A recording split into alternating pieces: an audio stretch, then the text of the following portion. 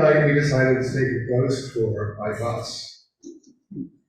The tour drove us by house after house and building in the town, and the tour guide, an elderly woman, would tell us about the ghostly sightings in each place. As the bus rounded the bend, the tour guide said, "Now Jackson Street is the most haunted street in Cape May, and the most haunted place on Jackson Street is the third floor of the Merry Meadow Inn." Would you care to know where we were staying that night? The third floor of the Merry Meadow Inn.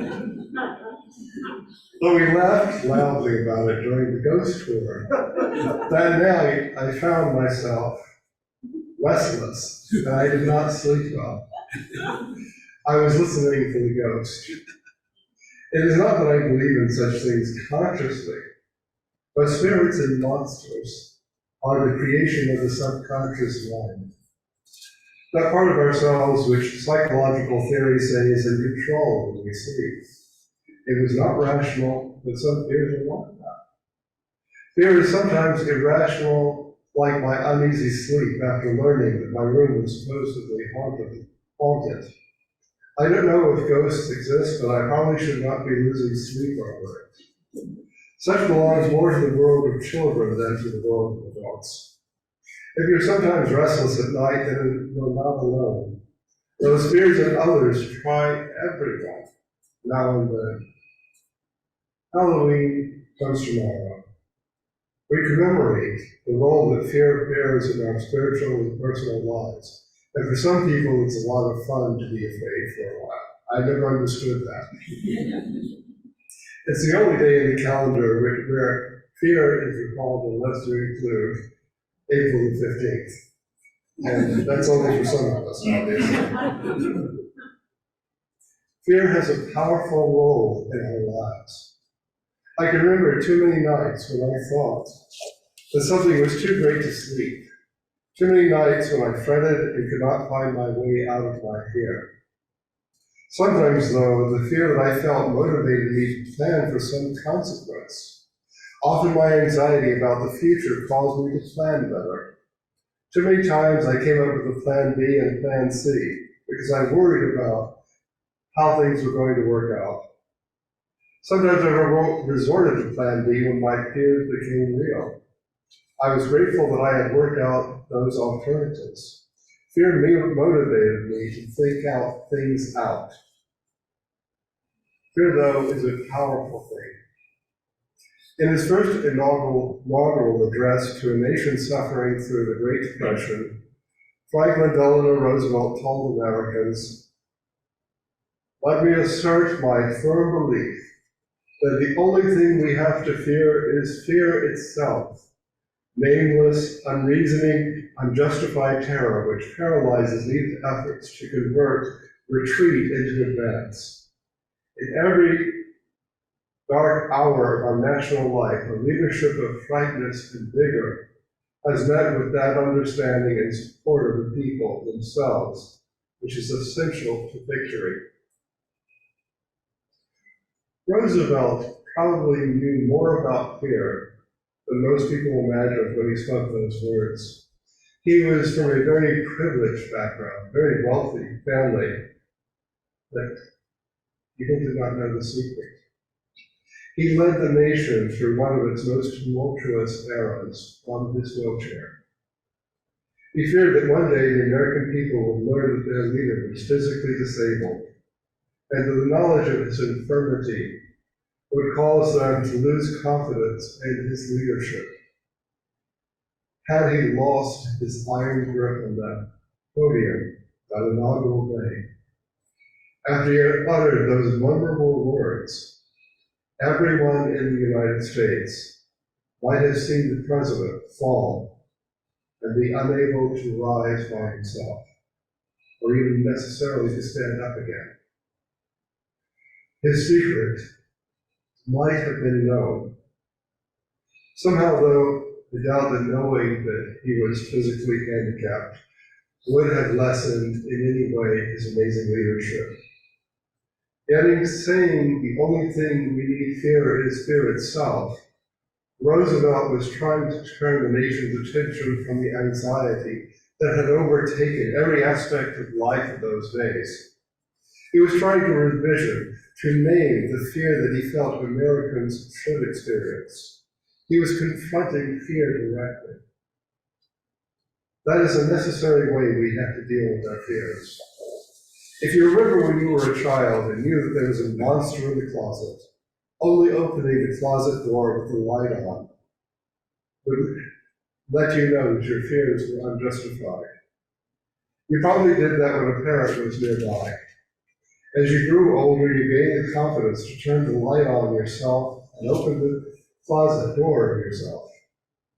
You learned to confront the fear directly. You learned that fear could be faced. Eventually, you no longer opened the closet at all, seeking out the monster. By confronting the fear, you were able to diminish it. Knowing the truth set you free from your fear. Is it any different now that you are an adult? My late ministry colleague, Fern Stanley, used to speak of wasting one's dread, wasting your dread. She meant that we spend time worrying about something and later discover that the fear was worse than the reality. We spend so much time in our lives worrying about the future, but it is often nothing to worry about. Jesus of Nazareth speaks of this similarly when he says in the Sermon on the Mount, "And can any of you, by worrying, add a single hour to your span of life? So do not worry about tomorrow, for tomorrow will bring worries of its own. Today's trouble is enough for today." Fear not for the future. The present holds enough matters to worry about. Do not waste your dread. Doing so never adds time or quality to one's life. A friend of mine, another Unitarian Universalist minister, told me of wasting her dread. She told me that she was locked years before we met in an unhappy marriage to a husband for years because she was afraid. She was afraid that if she divorced her husband, that she would be a single woman with 3 children to rear by herself. Well, the inevitable happened. She did get divorced, and she was a single mother with 3 children to rear by herself. And because her husband had no money, she was the main financial provider for 3 children. She did go through a struggle, no doubt about it. Her worst fear came true. At the time, she did face it, though. She worked 2 jobs to keep their house and to feed and clothe her children. It was not easy. She learned, however, that her life took a different turn. She found that her marriage had been holding her back, and she became more involved in her church, local choirs, and found more adventure than she could ever have previously imagined. Her worst fear, a few years in the making, came to pass, and despite the struggle she endured, she found a better life. My friend's story points to something important about fear. Fear can cripple us if we let it. It can prevent us from seeking out opportunity and new life. Our anxiety can prevent us from reaching for beauty and love and justice. If we permit fear to overtake us, we turn from the adventure that life is presenting. If we permit fear to overtake us, we think in terms of scarcity rather than abundance. I will not pretend today that I do not experience fear. I experience some degree of fear almost every day, and especially on the trips here when I'm having to travel the turnpike. But I know that fear should not be shaping my life, nor yours, nor our lives together. The most important thing that we can do is to live boldly, without even the fear of death. And I know that seems foolhardy, perhaps, but We need to live our lives fully. Yes, even the fear of death. Martin Luther King Jr.'s life teaches us to live abundantly without fear. He states in his final speech, given the night before his assassination, "Like anybody, I would like to live a long life. Longevity has its place." In the closing words to his speech, he seems to acknowledge that his life is in danger, and he faces his own death, and gives people some inspiration to live beyond. Prophetically, he closes, "I've looked over and I've seen the promised land. I may not get there with you, but I want you to know that we as a people will get to the promised land.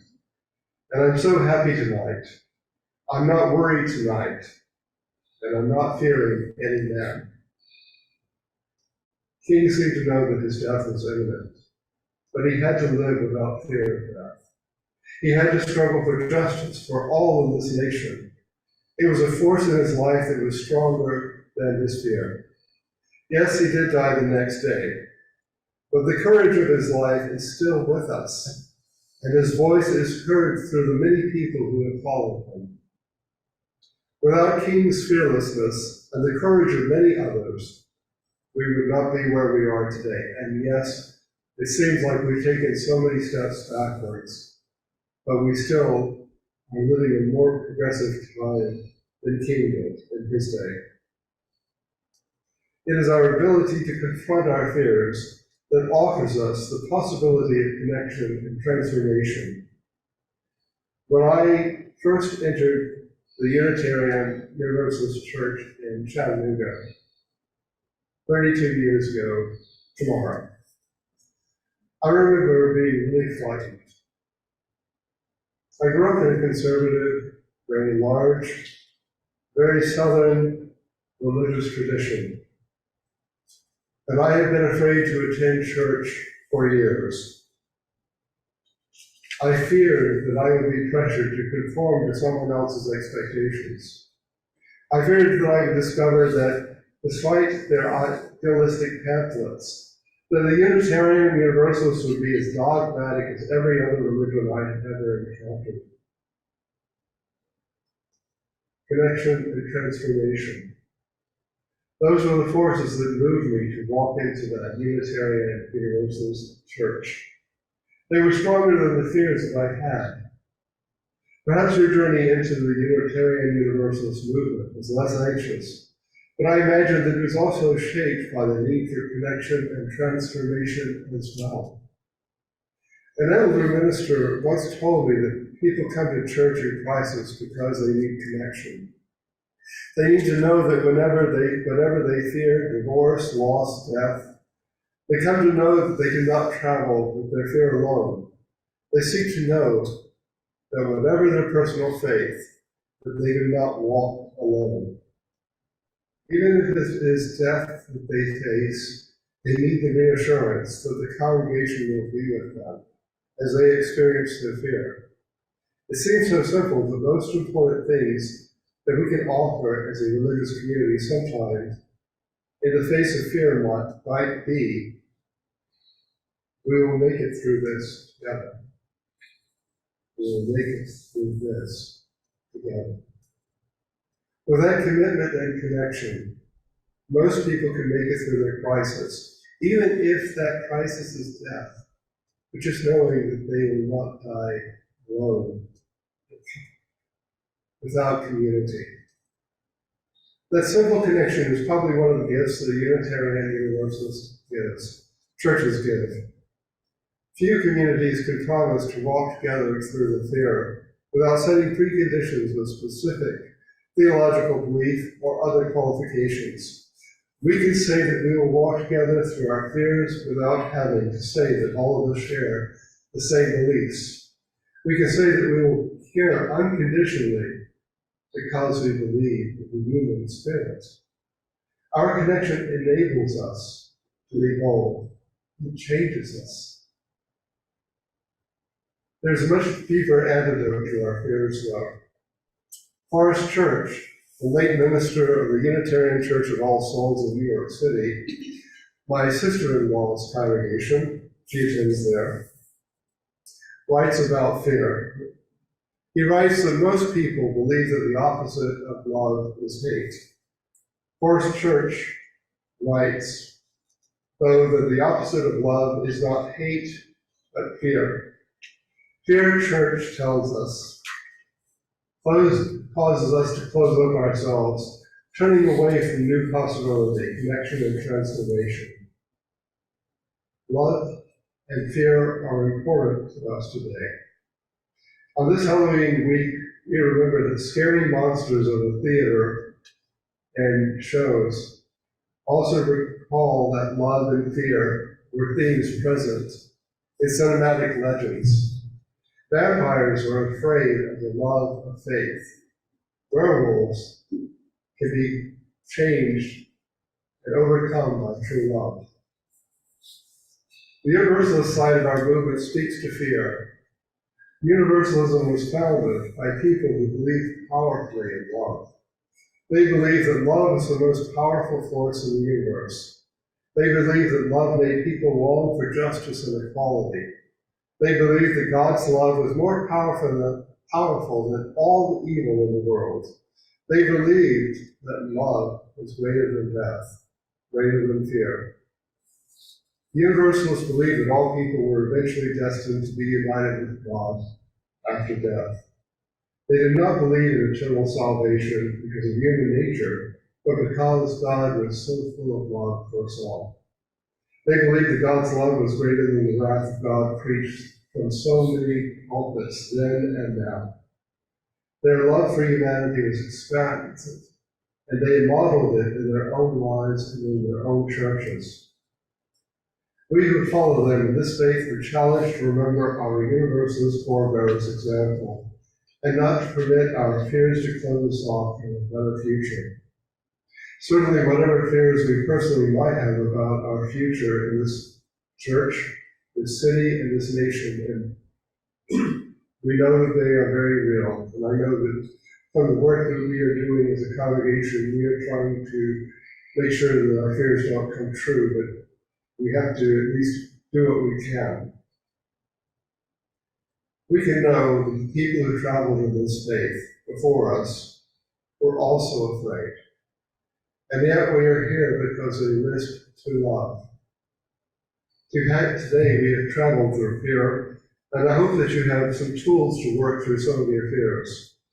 Franklin Delano Roosevelt told us that fear itself was all that we should fear. We learned to examine our fears by confronting them. We discovered that connection with each other in the spirit of life enables us to cope with fear. We remembered those transformative experiences that changed us into people who could face our fears.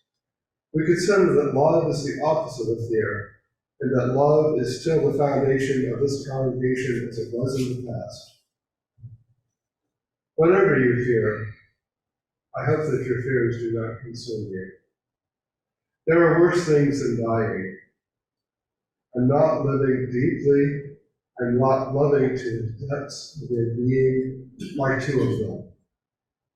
Take comfort, friends, that whatever fears are with you, you are not alone. Take comfort, we will make it through our fear together. So be it, blessed be. Amen.